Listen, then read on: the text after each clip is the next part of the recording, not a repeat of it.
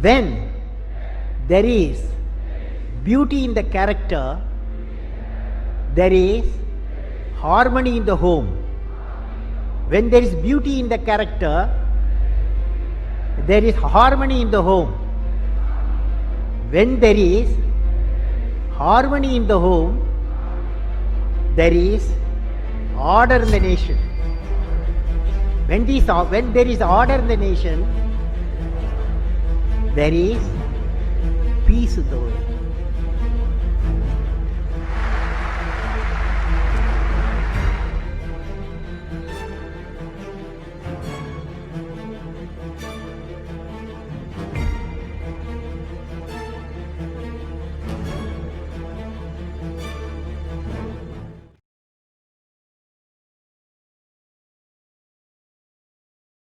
It's the story of a woman who, in pursuit of her dreams and aspirations, made other people realize that if you think that your life is hard and you're giving up on that because you think your life is unfair, think again.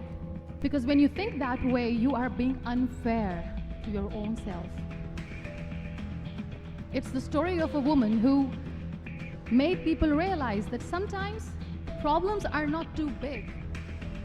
We are too small because we cannot handle them.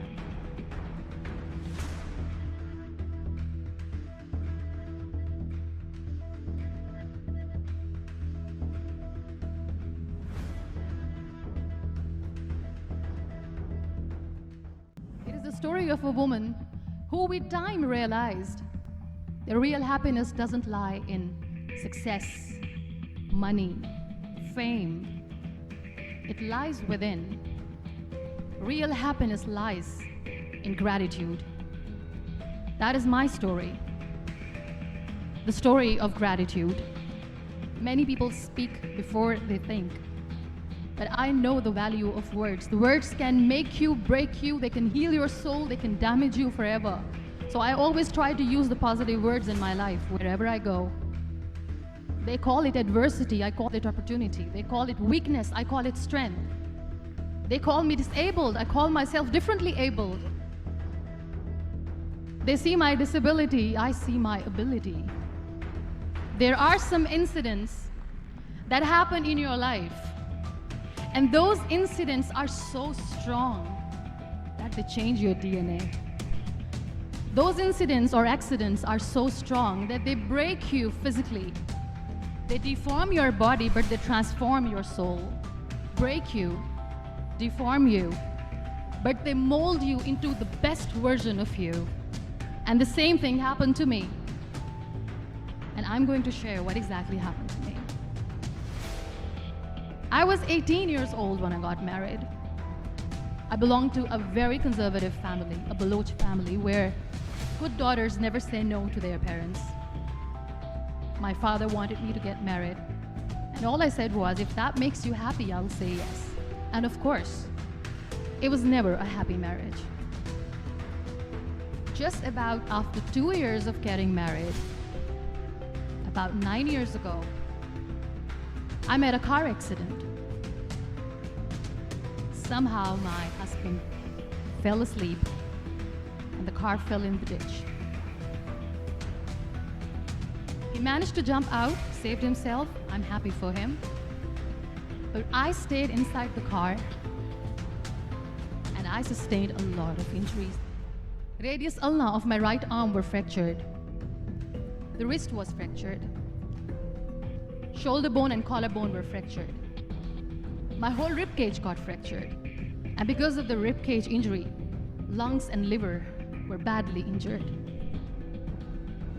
I couldn't breathe. I lost urinary bowel control. That's why I have to wear the bag wherever I go. But that injury that changed me and my life completely as a person and my perception towards living my life was the spine injury. 3 vertebrae of my backbone were completely crushed, and I got paralyzed for the rest of my life. So this accident took place in a far-flung area in the outskirts of a very small province, Balochistan, where there was no first aid, no hospital, no ambulance. I was in the middle of nowhere in that toppled car. Many people came to rescue. They gave me CPR. They dragged me out of the car. And while they were dragging me out, I got the complete transection of my spinal cord. And now there was this debate going on. Should we keep it here? She's going to die. Where should we go? There is no ambulance. There was this four-wheeler Jeep standing in the corner of the street. They said, put her in the back of the Jeep and take her to the hospital, which is 3 hours away from this place. And I still remember that bumpy ride.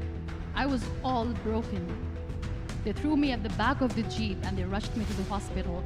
That is where I realized that my half body was fractured and half was paralyzed. I finally ended up in a hospital where I stayed for 2.5 months. I underwent multiple surgeries. Sometimes I wonder how easy it is for me to describe all this all over again.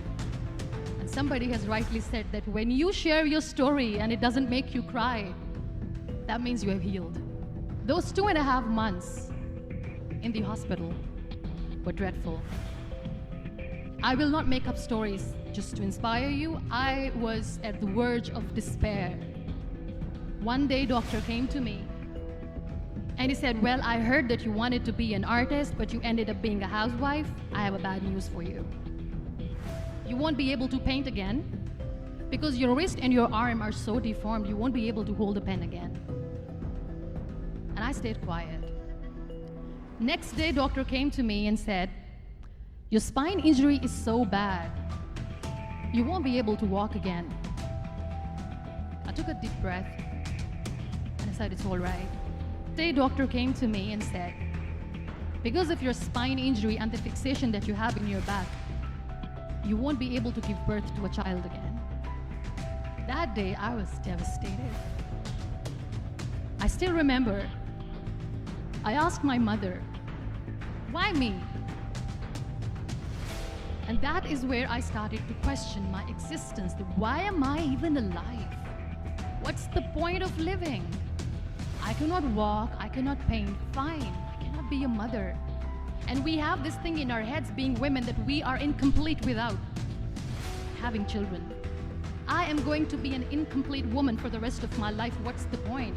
People are scared. They think I will get divorced. What is going to happen to me? Why me? Why am I alive? We all try to chase this tunnel. We all do this because we see light in the end of the tunnel, which keeps us going. My dear friends, in my situation, there was a tunnel that I had to roll on. But there was no light. And that is where I realized that the words have the power to heal the soul. My mother said to me, this too shall pass. God has a greater plan for you. I don't know what it is, but He surely has. And in all that distress and grief, somehow or the other, those words were so magical that they kept me going. I was trying to put that smile on my face all the time, was hiding. It was so hard to hide the pain, which was there. But all I knew was that if I will give up, my mother and my brothers will give up too. I cannot see them crying with me. So what kept me going was, one day I asked my brothers, I know I have a deformed hand, but I'm tired of looking at these white walls in the hospital and wearing these white scrubs. I'm getting tired of this. I want to add more colors to my life. I want to do something. Bring me some colors. Bring me some small canvas. I want to paint. So the very first painting I made was on my deathbed. It was my therapy. What an amazing therapy it was. Without uttering a single word, I could paint my heart out. I could share my story. People used to come and say, what lovely painting. So much color. Nobody could see the grief in it. Only I could. So that's how I spent 2.5 months in my hospital, crying, never complaining or whining, but painting. And then I was discharged and I went back home. And I went back home and I realized that I have developed a lot of pressure ulcers on my back and on my hip bone. I was unable to sit. There were a lot of infections in my body, a lot of allergies. The doctors wanted me to lie down on the bed straight for not 6 months, for not 1 year, for 2 years. I was bedridden, confined in that one room, looking outside the window, listening to the birds chirping, and thinking maybe there will be a time when we'll be going out with the family and enjoying the nature. That was the time where I realized how lucky people are, but they don't realize. That is the time where I realized that the day I'm going to sit, I'm going to share this pain with everyone to make them realize how blessed they are, and they don't even consider them lucky. There are always turning points in your life. There was a rebirth day that I celebrated. After 2 years and 2.5 months, when I was able to sit on a wheelchair, that was the day when I had the rebirth. I was a completely different person. I still remember the day I sat on the wheelchair for the first time, knowing that I'm never going to leave this, knowing that I won't be able to walk for the rest of my life. I saw myself in the mirror and I talked to myself. And I still remember what I said. I cannot wait for a miracle to come and make me walk. I cannot sit in the corner of the room crying, cribbing, and begging for mercy because nobody has time. So I have to accept myself the way I am. The sooner the better. And that day I decided that I'm going to live life for myself. I am not going to be that perfect person for someone. I am just going to take this moment and I will make it perfect for myself. That day I decided that I'm going to fight my fears. We all have fears. Fear of unknown, fear of known, fear of losing people, fear of losing health, money. We want to excel in career, we want to become famous, we want to get money. We are scared all the time. So I wrote down one by one all those fears. And I decided that I'm going to overcome these fears one at a time. You know what was my biggest fear? Divorce. I couldn't stand this word.